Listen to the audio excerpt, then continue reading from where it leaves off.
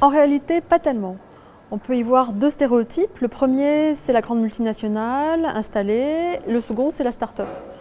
À l'extrême du stéréotype du plus créatif, c'est la start-up. Dans l'idée, c'est une structure pétillante, composée d'individus capables de générer de nombreuses idées très vite, quasiment en permanence, tout le temps.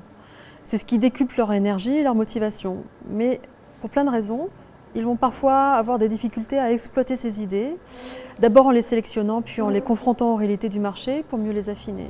Résultat, souvent, la valeur perçue de leurs produits ou de leurs services est faible parce que leurs idées ne sont pas en phase avec leur marché. C'est une structure qui nécessite beaucoup d'énergie pour être viable et qui a du mal à enclencher les stades d'exploitation. Les grandes multinationales, c'est tout l'inverse.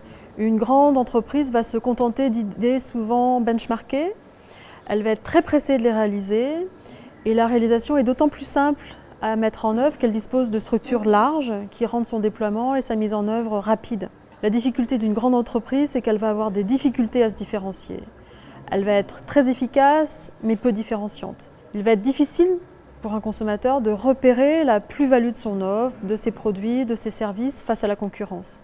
Il arrive à un moment où souvent l'entreprise s'engonce dans sa routine, elle s'essouffle et elle ne parvient plus à se renouveler.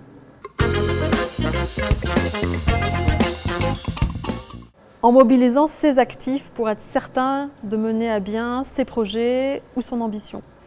Et parmi les actifs immédiatement mobilisables, il y a les équipes. C'est le premier des actifs mobilisables en entreprise. Second actif mobilisable, ce sont les lieux, les bureaux dans lesquels évolue cette équipe. Je parviens souvent à repérer des entreprises essoufflées juste à la configuration de leur bureau ou de leur salle de réunion. Avec par exemple des salles pleines de meubles, très peu d'espace, peu ou pas de lumière naturelle, beaucoup d'écrans ou un grand mur blanc avec des injonctions du type « Soyez innovants ».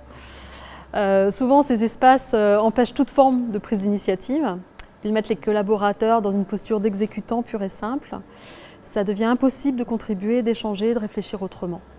En résumé, une chose à dire, les lieux et les hommes sont importants.